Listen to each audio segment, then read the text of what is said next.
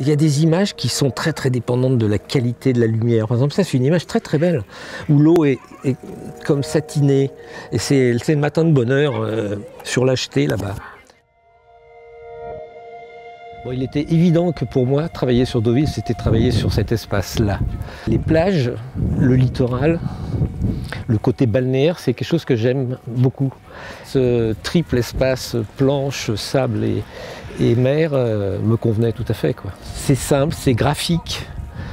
Il y a souvent des très belles lumières au bord de la mer. Donc voilà, j'étais enthousiaste. J'aime bien marcher comme ça, sans savoir ce qui va se passer. Et puis attendre que la réalité bascule. C'est ça qui est intéressant en photographie, c'est l'instant où la réalité devient autre chose. Elle devient un rêve, elle devient une allégorie, enfin elle devient une image en réalité. Et cette réalité qui bascule nous ouvre un peu une porte vers l'imaginaire, vers le rêve. Et c'est voilà, c'est ce que je cherche. J'essaye de faire des choses complètement intemporelles. Nous, photographes, notre matière première, celle avec laquelle on travaille, c'est la réalité. Si cette réalité, on attend le moment où elle bascule, où elle vacille, plutôt d'ailleurs, le moment où elle va pour basculer, et là, qu'elle permette au lecteur d'imaginer, de rêver, c'est gagné. Je travaille en argentique toujours, je fais assez peu d'images, et le format carré avec des appareils un peu plus gros, un peu plus lourds, on a moins ce côté shooting. J'ai plus l'impression de faire des photographies, donc de travailler un petit peu à l'ancienne, on va dire, de prendre plus de temps, de réfléchir un peu plus, etc., plutôt que de mitrailler. Et comment traduire l'espace en carré?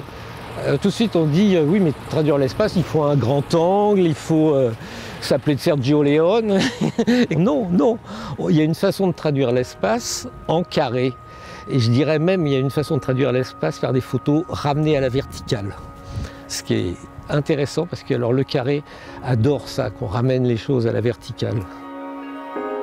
Ça, c'est une des premières que j'ai fait. Et ça me plaît bien, moi, j'aime bien ça.